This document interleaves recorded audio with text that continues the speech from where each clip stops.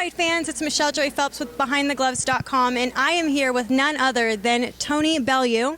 How are we feeling today? I'm great, thank you very much. Thank you for having me. I'm told this is a big platform in America, so it's nice to be on here. Came all the way over for this card, which I'm really excited about. There is absolutely no question of the hostility between you and Cleverly. What is it exactly that irks you so much about him? The sight of him, basically. The sight of him. Like, look what you did. Put prod. Yeah, that's what I believe he is. Listen, sometimes I'm a little bit too honest for my own good and it gets me in trouble, so this might be one of the times it gets me in trouble, I guess. So I just say it how I see it, really. With me, what you see is what you get, and I'm not to everybody's taste, but I'm not really bothered, really. It's just, all I care about is me and what's at home, and that's it, really. So I don't care really what people think. If you don't like me, don't watch. Push fast forward. Do you know what you do actually sells tickets, by the way? It does, yeah. It's working so far, 10,000 in 48 hours, so must be doing something right. Absolutely right. Is it safe to say that this rematch means more to you than, say, Cleverly, because it's something that you want to prove? I think it did mean more to me than it meant to him, but that now, going by the words he's saying, I think it means an awful lot to the two of us. So, I mean, like I say, I've always been known for someone who chases immediate rematches after having close fights, and he doesn't do the same. He's had a couple of close fights in his career, and he runs a mile away when he's had them. So, for me, I like to test myself against good fighters, and being in a fight with him that was so close the first time, I wanted to do it again to prove who was the better man. He didn't want to do it straight away. But why do you think that was? Because I don't think he was confident in himself. I think that was the first time he'd really been tested when he faced me, and I'm 99% sure that he expected to just blow me away. He didn't expect a real hard fight that he got that night, and that's when I'm 2 stone lighter than I am now. So, well, in America, that's 28 pounds lighter than I am now. So, you know, it's not a small drop in weight. That's a huge drop in weight from looking at me right now. So I think it will tell come Saturday night, but talk is cheap now. We're at the stage where it's nearly fight time, so I'd rather, instead of telling you I'm going to do this and I'm going to do that, I'd rather just say tune in Saturday night and you'll see what I'm going to do. Do you think that Nathan is as confident now as he was when you fought him the first time? He can't possibly be, because when I first fought him, he's a guy who's never been on the floor. He's never been broken. He's never been beaten. Now he has to ask himself an awful lot more questions. When he gets hit with a hard shot, will he have flashbacks of, say, the Sergei Kovalev fight? Will he have flashbacks of our first fight? I don't know. He could fall apart. It might drive him on even more. If it drives him on even more, great news for me, because that just means I get to prolong the beat down on him. But if he does fall apart, then he's in the ring with the wrong man, and he's in the ring with a dangerous man come Saturday night. I'm somebody who is as nice as I can be out here. I'm vicious when I get inside the ring, and I have evil and nasty intentions. It's not nice, but this is the pain business, and this is the brutal side of the game, and this is why I love boxing, to be honest. Everyone that at least I've spoken to said that you've always been a respectful person. You're a very nice guy, and you show good sportsmanship. Yeah. On the gloves were off, you did not want to shake his hand.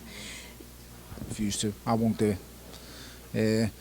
He said some comments after the first fight that were completely unwarranted and unfair, and lost every bit of respect that I possibly had for him. The small minute bit that I had for him after we'd shared a great first fight, I lost all of that right after the fight. So there'll be no coming together after the fight. If anything, the referee's going to have to split us up and stop me from throwing punches. So even as a man, like as a fighter, but even as a man, you just don't respect him? About it. As a fighter, I wouldn't say respect what he does, because he's a one-dimensional fighter who does the same trick every single time. But the trick is really good that he does. He comes with amazing work rate and good speed. But as a man, that's why I can't shake his hand. I don't respect anything about him as a man, because for me as a man, if I don't like somebody, I'll tell you to your face. I say, I don't like you. Go away from me. I ain't got time for you. People heard me say what I said to Steve Bunce on the radio just the other day, live on radio. He comes on, he asks me a question, and I said, Steve, I'm not going to answer your question because I don't agree with the way you spoke about me, and I don't like the things you said about me. And that's not being angry or confrontation. That's just being straight, and I believe in being straight and honest. Now, if people feel that that's being a bully or being I don't see it like that. I just see it as I'm being straight. I don't believe he is straight. He says one thing to me in a ring, another thing in a press conference, and I can't have that. And for them reasons alone, in my opinion, it's unforgivable. Just unforgivable. I won't have it. You had the chance to spar with Eddie Chambers. Yeah. How was that? Great. I've done many rounds with Eddie now. I think must be over 100 now. Eddie's a good guy, a great fighter, an outstanding fighter. I feel so sorry for Eddie sometimes because I look at how good he is, and he's very good, and he doesn't get the love from the fans. Yeah, the love for the fans that he should get, because Eddie Chambers is a grade A fighter. Skills, speed, power, he has everything, and he just doesn't get the respect he deserves, in my opinion. Eddie Chambers is, if Eddie Chambers came 20 years earlier, Eddie Chambers would be heavyweight champion of the world. No two ways about it. You look, it's just, he's so unlucky to be in an era where the guys are absolutely massive and the giants that he has to face to win. And also he has to go to places where all the odds are stacked against him. So to win a world heavyweight champion for Eddie Chambers right now, he'd have to go to, let's just say, somewhere like a Germany to face a Klitschko. And let's be honest, he ain't getting no decision in Germany. And he's not going to try and win against an absolute giant guy who's 6'7". You put Stavern in with Eddie Chambers in America on neutral ground, or say in Canada, that's neutral ground. That for me is a 50-50 fight, because Stavern's not too big. And let me tell you, I really rate Stavern. I think he's an outstanding fighter, Stavern. I've seen him since the amateur days. He's a brilliant fighter, but so is Eddie Chambers. And I really do believe Eddie Chambers is one of the most underrated heavyweights in the world. I don't think he set the house on fire in his last fight, but I know the kind of fighter Eddie is and the kind of person he is. He'll only come back stronger. He's got a great team around him in the Furies, and I just believe the game needs to show him more love. That's the best way of saying it. He's from America, so I don't see how he can't get the opportunity, I guess, with the other American heavyweights that are coming up right now. You've got to look at it this way. He's very dangerous to fight someone like Deontay Wilder, to fight someone like Eddie Chambers.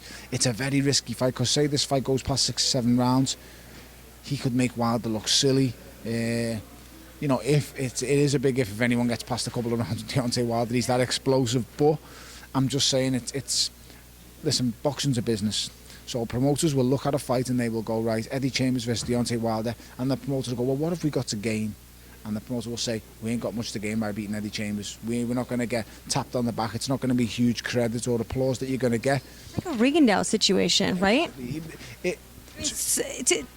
To the extent of, like, he doesn't have a very big following. So if someone loses against him, what do they gain from it? And this is the... I mean, respect, yes, but financially or any other... In the boxing fraternity, everyone will say, great respect, Deontay Wilder beat Eddie Chambers and he beat him well. But outside the boxing fraternity, where everybody goes, this Deontay Wilder's just a crazy knockout king, they're going to say, well, who's Eddie Chambers? We don't know Eddie Chambers. Even guys in America. And like I say, that's why it's so unfair. I just wish the game would show him more love, or whatever it is in the States, or just show him a bit more respect, because he's a brilliant fighter who's beaten some really good guys. And I just think he needs the opportunity. Like I say, I think for me he should be. It's so unlucky that he's in a division where he's among giants, but he's too big for cruiserweight. That's the only sad thing. Eddie Chambers would keep with any guy, 6'3", could beat any guy in heavyweight division, under 6'3", 6'4". He has a chance with anybody. He really does. I rate Eddie Chambers so highly. Last question. You trained away this time. I think, what is this, your second camp now that you've been away from home? This is my third time I've been with Dave Caldwell, yeah. So I've done the Valerie Brudov fight with Dave Caldwell. I then done the Julio Cesar dos Santos fight with Dave Caldwell, and then we've done this fight. Now, I was away for all three camps, but not to the extended period of this. I spend 4 days a week away with Dave Caldwell. I stay in Sheffield, and it's good. I mean, listen, it's hard because I have 3 young boys. I've got a young family. And it is hard at times, but it's not as hard as losing. For that. But, what would you say, were there any differences in yourself as a fighter that you see now, having been away, as opposed to... I mean, the big difference is not killing myself to make weight. That used to send me absolutely insane. Another big difference is I'm just a more relaxed person now. I mean, at light heavyweight, I was so tense, and I wouldn't say angry. That's a silly word. I mean, these sports psychologists watch me and look at me. They don't know me, you know. Excuse me. I'm a normal guy. I'm just a normal guy with 3 kids and a family man. But you know, listen, you put me in a boxing ring, I fight. That's what I do. I love fighting, and I love fighting till the day I die. I'll always do it. I do it for free. Just don't tell Eddie Hearn. Were you like an aggressive little No, toddler? I'll be honest, I was a fat kid, really. At 15 years of age, I was 15 stone. That's 200 pounds plus at 15 years of age. Were you this height at 15 though? I was about 6 foot at 15. That's pretty. Yeah, so I was a big guy in school. And I suppose when I was a bit younger, I was just, I wouldn't say nasty or evil, but you know, I didn't mind the fight. I didn't mind doing a few mischievous things, but you know, I wasn't a bad kid. Listen, I was just the same kid as everybody else. Well, look, thank you so much for taking the time out. Do you have a Twitter account that you want to give a shout out for the fans? I do have a Twitter account. It's just Tony Bellew. I have a few followers, so if you want to come on there and read my nonsense, then you're more than welcome to. And keep tuning into this channel. It's great, and thank you for having me. Thank you. Bye, fight fans.